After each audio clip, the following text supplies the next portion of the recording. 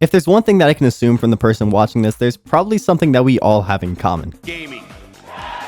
And listen, I know it sounds nerdy, but video games have been a part of my life for as long as I can remember. Some of my earliest memories involve playing video games at some point, and Nintendo games were what took up a majority of that time. Sure, I can sit here talking about how much I love PlayStation and all my favorite games from that, but other than the PlayStation, the only consoles my family had were Nintendo ones. And I mean, like, we had every single one, from the original NES, which doesn't even work anymore, to the SNES, which kept deleting our save files for no reason, to like the 5 Game Boy Colors and Game Boy Advances that we had. Every other thing that you can consider a video game was made by Nintendo. But I was never really interested in those kinds of games. Sure, as I grew up, I would begin to enjoy 2D platformers, but I was just so infatuated by 3D games like Zelda Ocarina of Time or Donkey Kong 64 or Banjo-Kazooie. I don't know what it was about it, I think I just liked how everything looked 3D. I remember one of my favorite shows during the time was Code Lyoko, which also had a lot of 3D segments in it. But because of that, consoles like the Nintendo 64 and GameCube are probably one of the main reasons I began to fall so in love with playing video games. But on one fateful day, something happened that would change all of that forever. One thing that would change the course of history forever. Our Luigi's Mansion disc broke. Yeah, that was it. It was one of my favorite games to play on the GameCube too, so it kinda sucked when it did. And since I was a spoiled little baby, eventually we'd get another one, but when my sisters came home from our local GameStop, they came with 2 games. One being Luigi's Mansion, and another being some random thing I never heard about. Little did I know how that game, and the entire series after, would impact my life.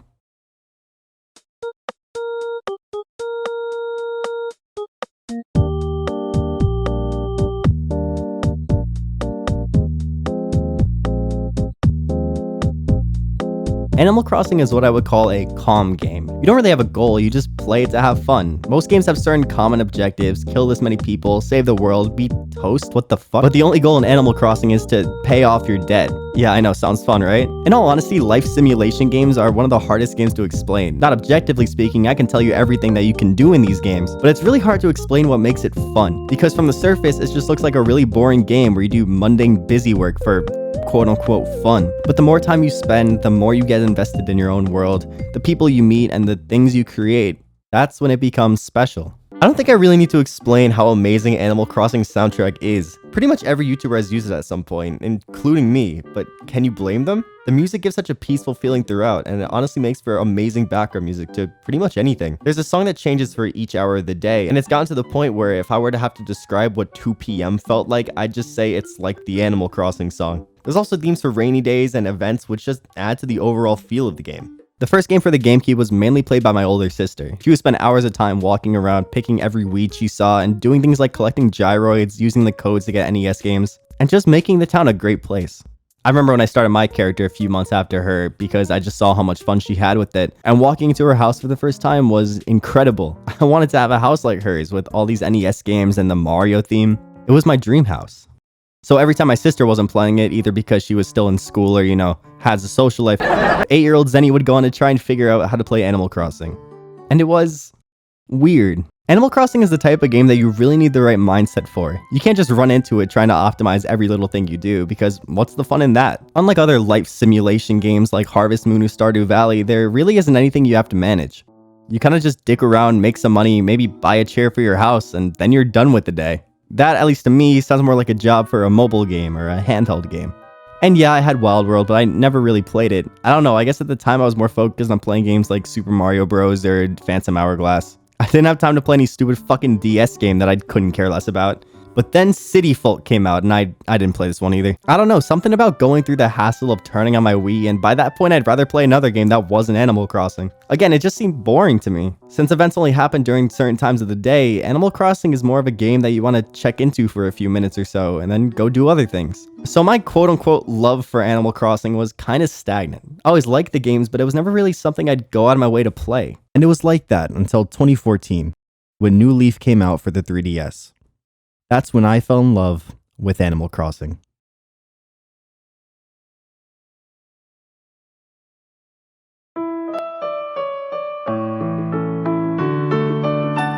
Fun fact, New Leaf was actually the first game that I bought with my own money.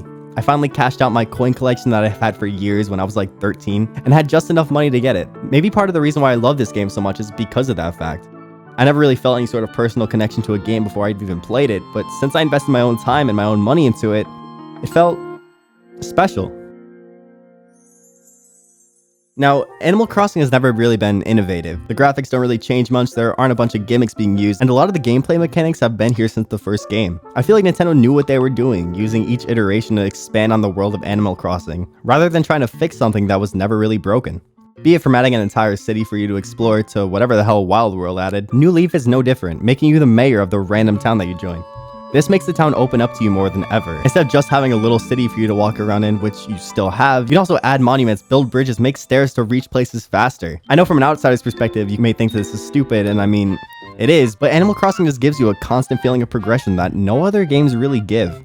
And with this being on the 3DS, it was able to be taken anywhere. Now I don't have to sit at a TV to be able to play a game that can just turn on for a few minutes. But I realize that as you play more, those minutes slowly turn into hours. There's something just addictive to collecting. I can make comparisons to games like Banjo-Kazooie or Donkey Kong 64 and how people love to collect things in those games. But Animal Crossing is different. I love just walking around hitting rocks so I can find the special money rock. I love digging out those X's in the grounds to hopefully find a rare fossil. I love going to Tortimer's Island, catching bugs and sharks and selling them for insane amounts of money. But after a while, being rich can only do so much. If you have no friends, what's the point of having wealth? Good thing Animal Crossing has so many villagers to make the experience that much better. And I distinctly remember one villager. We began talking and hit it off pretty well. Her name? Anka. Anka wasn't really the main character when I started. I was too busy walking around, collecting and selling everything I possibly could to make my house gigantic. And Anka just always sat in the background. And even though I saw her every day, I was always a little bit nervous to approach her. But one day I saved one of my tropical fruits from Tortimer Island, and I sent them to her, just as a gift.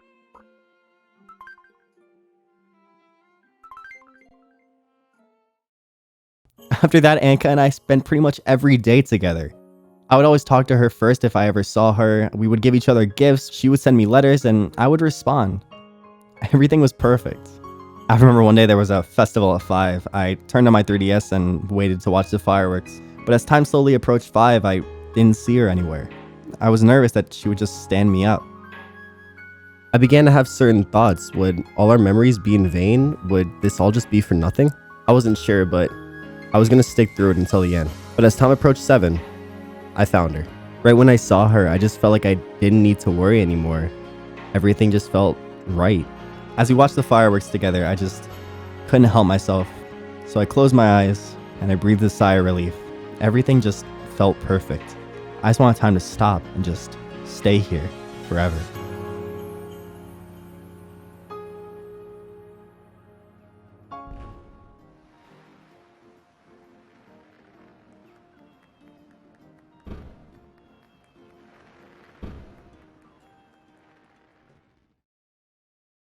Around a week later, I turned on my 3DS, opened up New Leaf, and she moved out. What the fuck? What the fuck? What the fuck?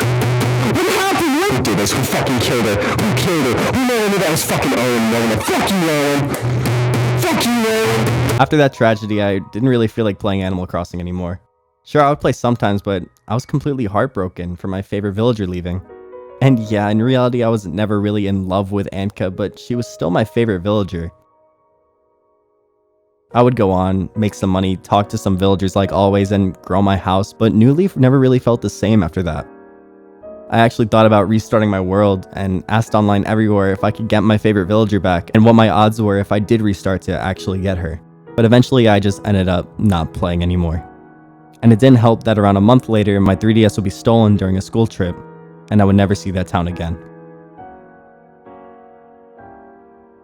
I remember searching everywhere for that damn thing, trying to find it because some days all I wanted to do was just play Animal Crossing. I posted on forums knowing that nobody knows where it is. I asked all my friends. I wondered where it could be. But just like my favorite toy that I brought to show and tell, looking for it was just useless. One of my favorite parts of Animal Crossing was going on every Saturday at 8 p.m. to get KK to play a song. You can request a song if you know the name of one, or he can just play a random one. And every time he plays a new song, it gets added into your collection of music. And as corny as it kind of sounds, KK playing at 8 p.m. every Saturday kind of showcases what I love about this series so much. Animal Crossing isn't meant to be some sort of high-energy, optimize your time game. It's just supposed to be a relaxing experience from beginning to end. You decide what to do, who to talk to, how to organize your house. Everything is controlled by you. No matter what game you play, no matter what you do, no matter what villager leaves you, it's still Animal Crossing. And it's still amazing. My favorite part about New Leaf, and probably why I never got back into any of the other games, was because I was able to play it in a car, or on a plane, or anywhere that wasn't my house. I would normally spend time at home playing more big budget games or working on videos, and I would play Animal Crossing when I wasn't there. The sheer portability of it, and being able to just take it out anywhere at any time, and just check in for a few minutes, that's the beauty of Animal Crossing. As New Horizons is about to be released, and those fucking awesome Joy-Cons are coming out, I can't help but be excited. Finally, after all these years, I'm going to be able to have an Animal Crossing game in my life again. I even shelled out some extra money and bought the fucking amiibo cards for some of my favorite villagers. What I'm really excited for is to be able to turn on my Switch when I'm bored and have something to occupy those long hours.